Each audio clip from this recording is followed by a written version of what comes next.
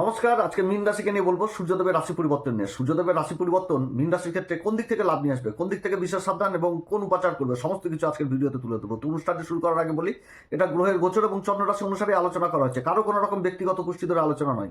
এবং তার সাথে বলবো, যদি অনুষ্ঠানটি ভালো লাগে তাহলে অবশ্যই লাইক, শেয়ার, কমেন্ট এবং তার সাথে সাবস্ক্রাইব করবেন। আপনারা সাবস্ক্রাইব করলে বিশেষভাবে অনুপ্রাণিত হই। সূর্য সূর্য হচ্ছে মীন রাশির ক্ষেত্রে ষষ্ঠ ঘরের অধিপতি। ষষ্ঠ ঘরের অধিপতি এতদিন কর্মের ঘরে অবস্থান করছিল এবং এবার একাদশ ঘরে অবস্থান করবে। তো ষষ্ঠপতি হয়ে একাদশ ঘরে অবস্থান করবে এবং একাদশ ঘরে আগে থেকেই অবস্থান করছে শুক্র। এবার সূর্যের পরিবর্তন, তারপর আবার মঙ্গলের পরিবর্তন, তারপর আবার বুধের পরিবর্তন, একসাথে যে চারটি গ্রহ কিন্তু অবস্থান করবে একাদশ ঘরে। তো একাদশ ঘরে যে কোনো গ্রহের রেজাল্ট ভালো হয়, এটা ঠিক। কিন্তু পরবর্তীতে আবার সূর্যের যে অবস্থান হবে, সূর্য তো আবার দ্বাদশ ঘরে যে অবস্থান করবে, তো তখন বিভিন্ন রকম আলোচনা হবে। তবে 2026 যেহেতু সূর্যের বছর, এর আগের ভিডিওতে আলোচনা করেছিলাম যে 2026 নিয়ে মীন রাশির ক্ষেত্রে, যে সূর্যের বছর সূর্য যদি পীড়িত থাকে তাহলে কিন্তু মীন রাশিকে সমস্যায় ফেলে দেবে। কারণ ষষ্ঠ ঘর থেকে রোগ রূপী ঋণ, শত্রু, সমস্ত কিছু দেখা হয়।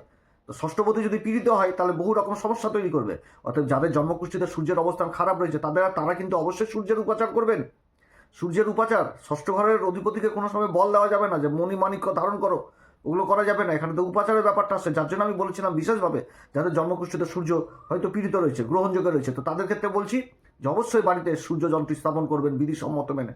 বিধিসম্মত মেনে সূর্য যন্ত্র স্থাপন করবেন। প্রত্যেকদিন সাদা চন্দন, লাল চন্দন বেটে সেই চন্দন হাতের মাঝখানে দুটি আঙুলে লাগিয়ে সেই যন্ত্রের উপর ছিটিয়ে ওম হ্রিং গিনি সূর্যাদিত্যায় শ্রিং এই মন্ত্র উচ্চারণ করবেন। দেখবেন যথেষ্ট ভালো সূর্য রেজাল্ট দিবে। মান, সম্মান, পদ, প্রতিষ্ঠা সমস্ত কিছু সূর্য নিয়ে আসবে জীবনে। কারণ ষষ্ঠ ঘর হচ্ছে কম্পিটিশনের ঘর এবং সূর্য এই ষষ্ঠ ঘরের অধিপতি। কর্মের ঘরে বিচার করা হয়, কর্ম জিনিসটাকে বিচার করা হয় এই ষষ্ঠ ঘর থেকে। কারণ পঞ্চম ঘর আর নবম ঘরের সম্পর্ক উঠে আসছে, নবম পঞ্চম যে কর্মের ঘর থেকে উঠে আসছে সূর্যের মানে এই অবস্থান। তো যাই হোক, একাদশ ঘরে সূর্যের অবস্থান, সূর্যের পরিবর্তনে এবার পরিবর্তনের টুইস্ট থাকছে। আগে থেকে তো শুক্র অবস্থান করছে, তারপরে সূর্য, তারপর আবার মঙ্গল আসবে, তারপর আবার বুধ আসবে। একসময় চতুর্গ্রহী যোগ তৈরি হবে এই একাদশ ঘর। অর্থাৎ একাদশ ঘর লাভের ঘরটা হয়ে যাচ্ছে সম্পূর্ণভাবে অ্যাক্টিভ হয়ে যাচ্ছে। এবং সূর্য অবস্থান করবে কিন্তু মকর রাশিতে, শনির রাশিতে, অর্থাৎ সন্তানের ঘরে পিতার আগমন করছে। আর শনির এই রাশিটা হচ্ছে কি চর রাশি। চর রাশি পৃথিবী তত্ত্ব, তারপরে যাচ্ছে কি যে শনি বায়ু তত্ত্ব আর সূর্য হয়ে গেছে অগ্নি তত্ত্ব। তো বায়ু তো অগ্নিকে জ্বালাতে সাহায্য করবে। ষষ্ঠ ঘরের অধিপতি লাভের ঘরে অবস্থান করবে। তো ষষ্ঠ ঘর রোগ রিপু ঋণ শত্রু এগুলো বুঝাচ্ছে। তো নিজের লাভের জন্য কিন্তু গন্ডগোল করে নেবে, নিজের লাভকে সংগ্রহ করার জন্য এখানে তো অশান্তি, গন্ডগোল, মনোমালিন্য, খোটাখুটি এগুলো কিন্তু হবে এবং তাতে বিজয়ী হবে। সেই জিনিসটা উঠে আসছে সূর্যের এই অবস্থানে। খুবই ভালো অবস্থান হতে যাচ্ছে সূর্যের এই পরিবর্তন এই মীন রাশির ক্ষেত্রে। তবে আবার বিশেষ কিছু ক্ষেত্রের দিক থেকে কিন্তু সাবধানে থাকতে হবে সূর্যের এই পরিবর্তনে, বিশেষ কিছু দিক থেকে। কারণ মীন রাশিটা কি জলতত্ত্ব, দ্বিস্বাভাবিক রাশি। এবার সূর্যের এই অবস্থানে কিন্তু যে নক্ষত্রগুলো পাচ্ছে সেখানটাতে কিন্তু চন্দ্রমার নক্ষত্রও পেয়ে যাচ্ছে। চন্দ্রমা হচ্ছে এই মীন রাশির ক্ষেত্রে পঞ্চম ঘরের অধিপতি। তো এই সময়কালেও কিন্তু বিশেষ দিক থেকে, অনেক রকম দিক থেকে কিন্তু সাবধানেও থাকতে হবে। সেগুলো সমস্ত কিছু আলোচনার মধ্যে তুলে ধরবো যে কোন নক্ষত্রে কোন সময় পিরিয়ড কালে থাকবে, সেই জিনিসটা কিন্তু তুলে ধরবো এই এই সূর্যের এই পরিবর্তনে। তো যাই হোক, সূর্যের এই যে পরিবর্তন হচ্ছে তিনটি নক্ষত্র, সূর্যের পরিবর্তনের সময়সীমা হচ্ছে 14ই জানুয়ারি থেকে একদম হচ্ছে 12ই ফেব্রুয়ারি পর্যন্ত সূর্যের পরিবর্তন।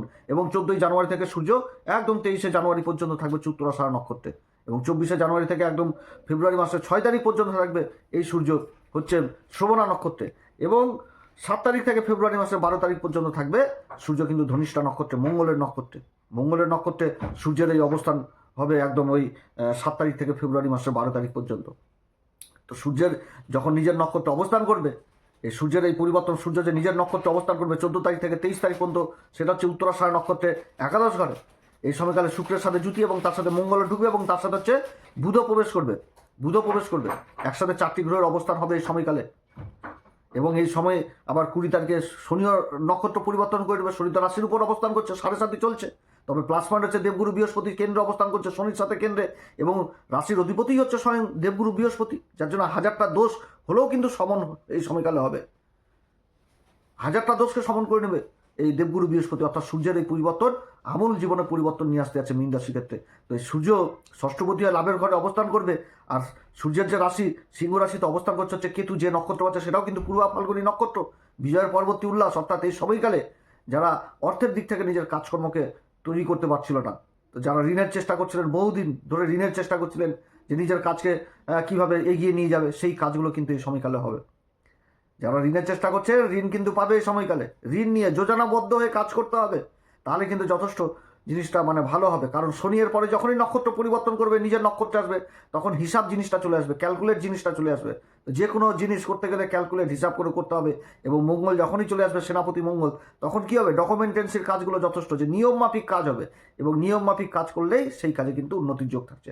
তবে মীন রাশির ক্ষেত্রে একটি কথা বলবো, যখন সূর্যের নক্ষত্র অবস্থান করবে সূর্য নিজে, তখন ঋণের ব্যাপারে সব ঠিক রয়েছে, যে ঋণ নিয়ে কাজ করা যাবে এটা ঠিক, কিন্তু ভুল করেও যদি কাউকে ঋণ দেয়, তাহলে কিন্তু অশান্তি, গন্ডগোল, ঝগড়া ঝাঁটি এগুলো কিন্তু তৈরি হয়ে যাবে। যে সময়কালে কারোর কিন্তু দায়িত্ব নেওয়া যাবে না, দায়িত্ব জিনিসটা নেওয়া যাবে না। এই সময়কালে তেজ বুদ্ধিমান হবে, নিজের বুদ্ধির জন্য কিন্তু যে কোনো কম্পিটিশনে এগিয়ে থাকবে। এই সময়কালে এগুলো কিন্তু হওয়ার প্রবল সম্ভাবনা থাকবে। যে কোনো কম্পিটিশন, শত্রুদেরকে পরাস্ত করবে। কিন্তু কেউ তো চায় না গন্ডগোল অশান্তি করতে, কে চাই? কেউ চায় না যে এই সমাজে এখন গন্ডগোল অশান্তি। হ্যাঁ, কম্পিটিশন আর যেটা হয় সেটা কিন্তু অন্যরকম, অন্য লেভেলে কম্পিটিশন। ব্যবসায়িক মহিলা কম্পিটিশন হয়, কেউ রেটের দিক থেকে যে কম দামে দিয়ে ভিতরে ভিতরে কাস্টমার ধরে নিল, সেরকম কিন্তু। তো সেই কম্পিটিশনে যথেষ্ট এগিয়ে থাকবে, নিজের কূটনৈতিক চাল, নিজের বুদ্ধির জোরে, নিজের তীক্ষ্ণ বুদ্ধির জোরে, বিশ্লেষণ করার ক্ষমতার জোরে সেই জায়গাতে কিন্তু যথেষ্ট নিজের কর্মকে এগিয়ে নিয়ে যেতে পারবে। এবং যারা কম্পিটিশনে বসছেন, যারা সরকারি লেভেলে কোনো কম্পিটিশন বা আধিকারিক লেভেলে রয়েছেন, তাদের কর্মে আবার বিশেষভাবে উন্নতি রয়েছে। ইম্পোর্ট এক্সপোর্টের কাজের সাথে যারা যুক্ত রয়েছেন, সেই কাজগুলো এই সময়কালে যথেষ্ট ভালো হবে। এই মীন রাশির এই কাজগুলো হবে, কারণ কর্মের ঘরে তো আবার দেবগুরু বৃহস্পতি দৃষ্টি থাকছে। অর্থাৎ কর্মের ঘরে যে নিজের মূল ত্রিকোণ রাশিকে দেবগুরু বৃহস্পতি দেখছে, অর্থাৎ যে কর্ম করবে সেই কর্মেই লাভ পাবে।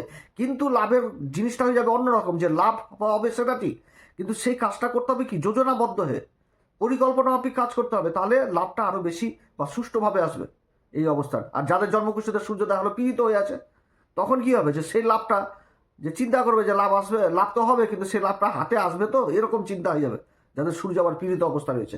যার জন্য সূর্যের উপাচার বিশেষভাবে করা উচিত। এর আগের বহু ভিডিওতে আমি বলেছি মীন রাশি সম্পর্কে, যে রোগ ঋণ ষষ্ঠ ঘরের অধিপতি। তো যাই হোক, তাহলে ঋণের দিক থেকে যথেষ্ট সাবধান, যে ঋণ নিয়ে কাজ করা যাবে, কিন্তু ঋণ কিন্তু দেওয়া যাবে না। আর তার উপর কি কারোর দায়িত্ব নেওয়া যাবে না, নিজের নক্ষত্র অবস্থান, গন্ডগোল অশান্তি হবে, এগুলো কিন্তু করে নেবে নিজের মানে লাভের জন্য। অতএব কারোর সাথে বাকবিতণ্ডা, অশান্তি, গন্ডগোল এগুলো থেকে দূরে থাকতে হবে, যে হলে হবে, না হলে হবে না, এরকম মনোভাব, যে আমার দরকার নেই লাভের, ভাই যতটুকু লাভ আছে ততটুকু সন্তুষ্ট, এরকম। এরপরে যখন আবার শোভনাতে চলে আসবে, তো শোভনা নক্ষত্র হচ্ছে কি জলতত্ত্ব, আর এদিকে হলো অগ্নিতত্ত্ব। আর চন্দ্রমার রাশি কর্কট রাশি, এটা পড়ে যাচ্ছে পঞ্চম ঘর। এবং এই সময়কালে সবগুলো গ্রহই, সূর্য, তারপরে মঙ্গল, তারপরে বুধ, তারপরে শুক্র, সব ওই একাদশ ঘরে অবস্থান করছে। তাদের দৃষ্টি থাকবে হচ্ছে ওই যে পঞ্চম ঘরে। তো সব কিছুই ঠিক থাকবে, সরকারি বেসরকারি কর্মক্ষেত্রে প্রমোশনের যোগ্য থাকবে। সন্তান যদি কর্মের সন্ধান করে, কর্মের সন্ধানও পূরণ হবে, বা যে কর্ম করবে সেই কর্মে উন্নতির যোগ থাকবে। কিন্তু ডিস্টার্বটা কোথায় হবে, ডিস্টার্বটা হবে গর্ভবতী মায়েদের। গর্ভবতী মায়েরা নিজেদের শরীর স্বাস্থ্যের দিকে যথেষ্ট খেয়াল রাখতে হবে, সন্তানের শরীর স্বাস্থ্যের দিকে যথেষ্ট খেয়াল রাখতে হবে। এদিক থেকে কিন্তু বিশেষভাবে সাবধান, কারণ এখানে তো সূর্যও থাকবে, মঙ্গলও থাকবে, শুক্রও থাকবে, বুধও থাকবে। এই দিক থেকে বিশেষভাবে কিন্তু সাবধানে নিজের শরীর স্বাস্থ্যের দিকে যথেষ্ট খেয়াল রাখতে হবে, খাবার দাবারের দিকে যথেষ্ট খেয়াল রাখতে হবে, বেআইনি পদ্ধতি, শর্টকাট ইনকাম এগুলোর দিক থেকে কিন্তু দূরে থাকতে হবে। শিক্ষার জায়গাটা যথেষ্ট ভালো দেখাচ্ছে, শিক্ষার জায়গাতে যারা স্কলারশিপের চেষ্টা করছেন তাদের এই কাজগুলো পূরণ হবে, বা যারা কোনো কম্পিটিশন লেভেলে বসার চেষ্টা করছেন তাদের জন্য একটা অনুকূল পরিবেশ, এগুলো কিন্তু ঠিক থাকছে। মানসিক স্থিতি অন্যরকম থাকবে, উন্নতির যোগ থাকবে, কিন্তু গর্ভবতী মায়েরা নিজেদের শরীর স্বাস্থ্যের দিকে যথেষ্ট খেয়াল রাখবেন। এটাই হচ্ছে এই জায়গাটা একটা খুবই একটা উইক পয়েন্ট দেখাচ্ছে। এরপরে যখন ধনিষ্ঠাতে চলে আসবে, ধনিষ্ঠা মঙ্গলের নক্ষত্রে চলে আসবে, তখন তো মঙ্গলও সূর্যের সাথে অবস্থান করবে, শুধু বুধ বেরিয়ে যাবে এখান থেকে, বুধ চলে যাবে, বুধ রাশি পরিবর্তন করে নেবে। আর তারপরে তো হচ্ছে শুক্র 5ই ফেব্রুয়ারি পর্যন্ত থাকবে, ফেব্রুয়ারি 5 তারিখে আবার শুক্র রাশি পরিবর্তন করবে। তো সূর্য মঙ্গলের জুতি থাকবে এই সময়কালে। এই সময়কালেও কিন্তু সেই গর্ভবতী মায়েরা নিজেদের শরীর স্বাস্থ্যের দিকে যথেষ্ট খেয়াল রাখবেন, এই জিনিসটা উঠে আসছে এই সময়কালে। আর এই অন্যান্য কাজগুলো যথেষ্ট ভালো হবে, অন্যান্য কাজগুলোও কিন্তু যথেষ্ট ভালো হবে এই সময়কালে। কারণ মীন রাশির ক্ষেত্রে মঙ্গল হচ্ছে কারো গ্রহ, মঙ্গল তো কারো গ্রহ মীন রাশির ক্ষেত্রে, ভাগ্যের ঘরের অধিপতি, সেরকম ধনসম্পত্তির ঘরের অধিপতি লাভের ঘরে অবস্থান করবে। এটা একটা ভালো যোগ, ধনশালী রাজযোগ হয়ে গিয়েছে এখানটাতে, এটা ভাগ্যবৃদ্ধির রাজযোগ হয়ে যাচ্ছে। লাভ যথেষ্ট নিয়ে আসবে জীবনে, কিন্তু শরীর স্বাস্থ্যের দিকে যথেষ্ট খেয়াল রাখতে হবে, মুখের বাণীর দিকেও যথেষ্ট খেয়াল রাখতে হবে। এবং রাজার সাথে যখন সেনাপতি অবস্থান করে তখন কি হয়, যোজনাবদ্ধ, এখানটাতে পরিকল্পনা মাফিক কাজ হবে, পরিকল্পনা করে কাজ করতে হবে, আগে থেকে সমস্ত কিছু লিখালিখি করে কাজ করতে হবে, এটার পর এটা, এটার পর এটা, এটার পর এটা, এইভাবে কিন্তু পরিকল্পনা করে কাজ করতে হবে। তাহলে কাজের যথেষ্ট উন্নতির যোগ থাকছে। যে কোনো কাজ, খাবার দাবারের কাজ থেকে আরম্ভ করে, ট্যুর অ্যান্ড ট্রাভেলিংয়ের কাজ থেকে আরম্ভ করে, বাণিজ্য সংক্রান্ত যে কোনো কাজেই কিন্তু উন্নতি থাকছে। সেনাবাহিনীর কাজ, ডিফেন্সের কাজ, প্রশাসন লেভেলের কাজ, উচ্চ আধিকারিকের কাজ, সব কাজই কিন্তু বুঝাচ্ছে মীন রাশির উন্নতির যোগ। কারণ গুরুর আশীর্বাদ পাচ্ছে। গুরু দেবগুরু বৃহস্পতির যেরকম কর্মের ঘরকে নিজের মূল ত্রিকোণ রাশিকে দেখছে, সেরকম বিদেশের ঘরকে দেখছে, রাহুর উপর দৃষ্টি থাকছে, সেরকম আবার অষ্টম ঘরেও দৃষ্টি থাকছে। চারিদিক থেকেই কিন্তু উন্নতির যোগ দেখাচ্ছে মীন রাশির। তবে সূর্য যদি গ্রহণযোগে থাকে তাহলে কিন্তু অসুবিধা তৈরি করে দিবে। তো যাই হোক, অনেক কথা আলোচনা করলাম, সব তো একই জিনিসের উপর হয় না। এরপর আবার যখন মঙ্গলের পরিবর্তনটা হবে তখন 3টি গ্রহকে নিয়ে একসাথে আলোচনা করব। তারপরে বুধের পরিবর্তন হবে, এগুলো পরিবর্তনকেও তুলে ধরবো নক্ষত্র নিয়ে। তো এরকম একটা জিনিস বুঝাচ্ছে। তো যাই হোক, এই সময়কালে অবশ্যই হনুমান চল্লিশা, বজ্রংবান, শ্রীরাম সীতা প্রণাম মন্ত্র সহকারে পাঠ করবেন, সূর্যদেবকে অর্ঘ্য দিবেন, পিতামাতার আশীর্বাদ নেবেন, এবং সব থেকে বড় জিনিস হচ্ছে এই সময়কালে নিজের পিতাকে যথেষ্ট শ্রদ্ধা ভক্তি স্নেহ করতে হবে। যদি পিতাকে অসম্মান করা যায় বা পিতার সাথে যদি খারাপ ব্যবহার করা যায়, সেটা কিন্তু নিজের হাতে নিজের ভাগ্যকে নষ্ট করে দেওয়া সমান হবে। কারণ সূর্য লাভের ঘরে থাকছে, এবং এই সময়কালে কোনো রকমভাবে মিথ্যাকে আশ্রয় দেওয়া যাবে না, মিথ্যাকে প্রশ্রয় দেওয়া যাবে না, মিথ্যা কথা বলা যাবে না। একটা ভুল লাভ কিন্তু নষ্ট করে দেবে।